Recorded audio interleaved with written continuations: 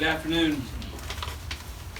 As we have said numerous times, we are committed to transparency and committed to giving you the opportunity to learn of our actions as well as to ask questions. I'm going to go through a number of different topics here that I think are important, and then of course open the floor for questions.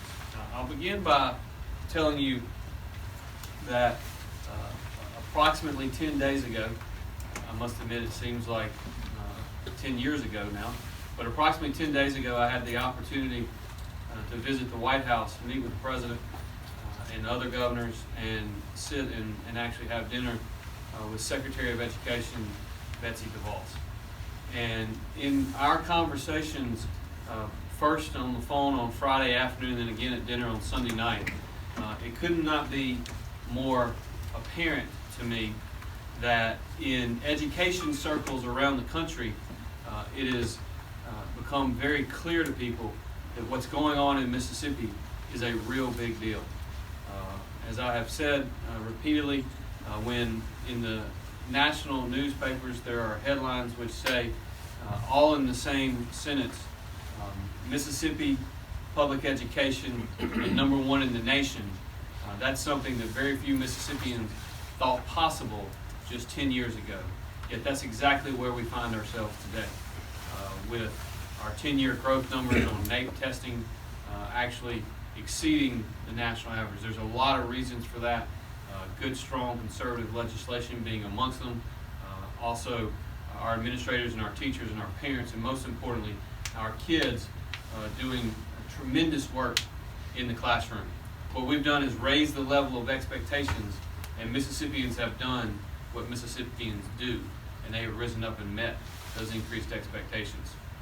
When you look at the fact that low income and African American students in Mississippi actually exceed the national average on an absolute basis compared to their peers around the country, we are seeing tremendous work being done in the classroom, and I couldn't be more proud of what's happening.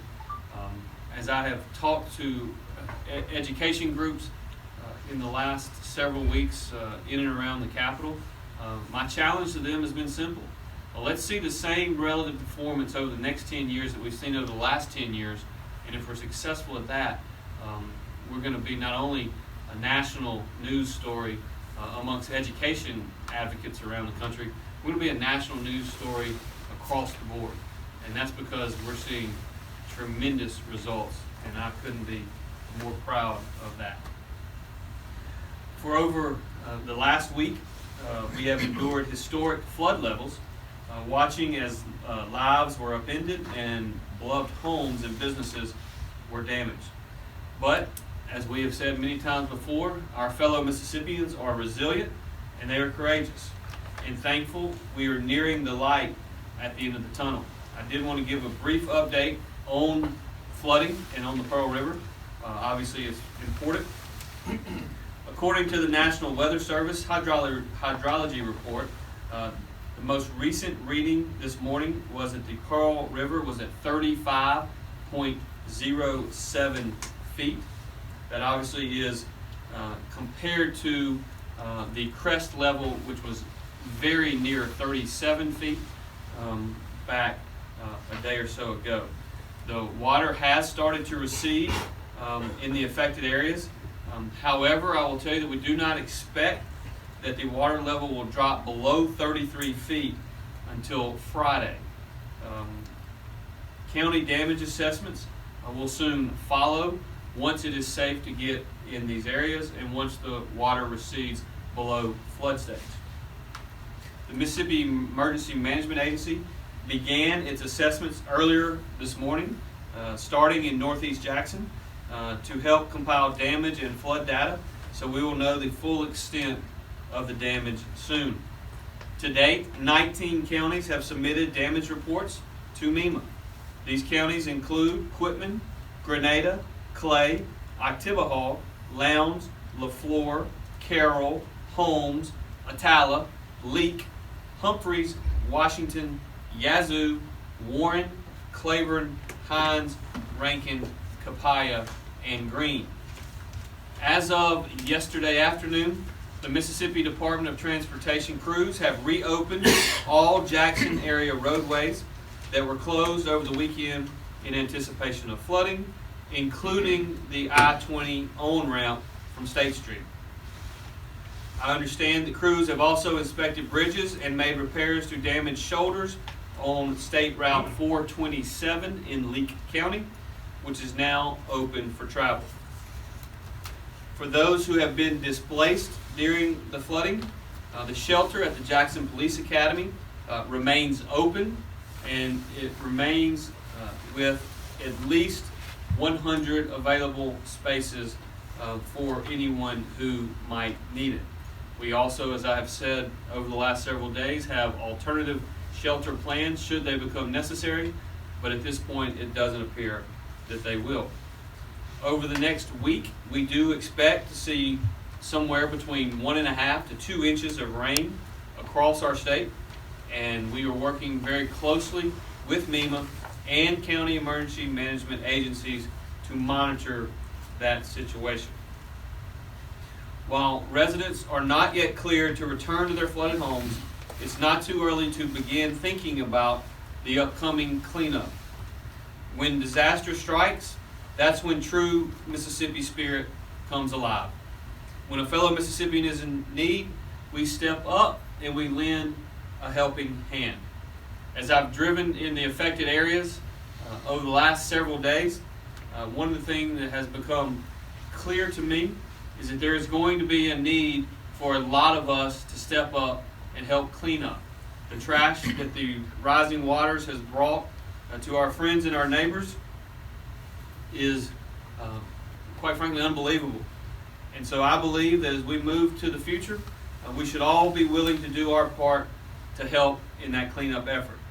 And my family is certainly ready to roll up our sleeves and help.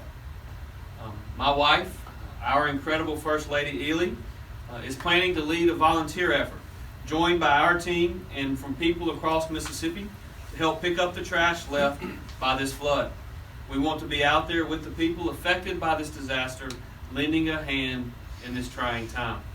We'll have more details when the water fully recedes and we know where we can have the biggest impact. Please watch the First Lady's social media accounts in the coming days for all the details, especially if you're willing to join us and help with the cleanup. I know people are eager to get back into their homes and return to their normal lives, but I urge caution. Please do not rush back just yet. If you know your home or business has flooded, it is crucial that you wait to re-enter until officials confirm that there are no structural, electrical hazards, or biohazards, and that it is safe to return. Even after your area is deemed safe, please continue to use extreme caution. Make sure the main electrical switch to your home is off before you enter the structure. Next, it's important that you immediately contact your insurance company and take pictures to document the damage.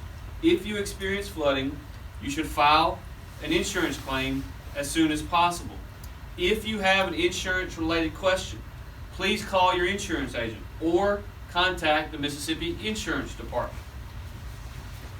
Commissioner Cheney was with us just a couple of days ago at our press conference, and I know that he and his staff are on standby and ready to help you through this process.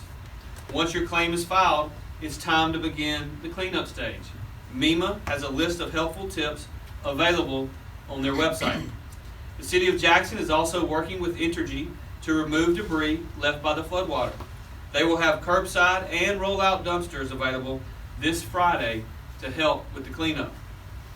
And a reminder to residents in Hinds, Rankin, and Madison County, you can self-report damage to county emergency management agencies through MEMA's self-reporting tool. Those links for each county can be found on MEMA's website at msema.org. While we have a long recovery process ahead of us, we are truly fortunate because this situation could have been much worse. It could have been much more devastating had it not been for the hardworking men and women at MEMA, all of our state agencies involved, and state and local law enforcement. I want to thank them for diligently working day and night to protect their fellow Mississippians. I am indebted to our men and women that wear the uniform for your service to our great state. I also want to thank President Trump, Vice President Pence, the Acting Secretary of the Homeland Security, for reaching out over the last 24 to 48 hours. They were very interested in the recovery phase, and they care deeply about our fellow Mississippians, and it's great to have partners in the White House that feel that way.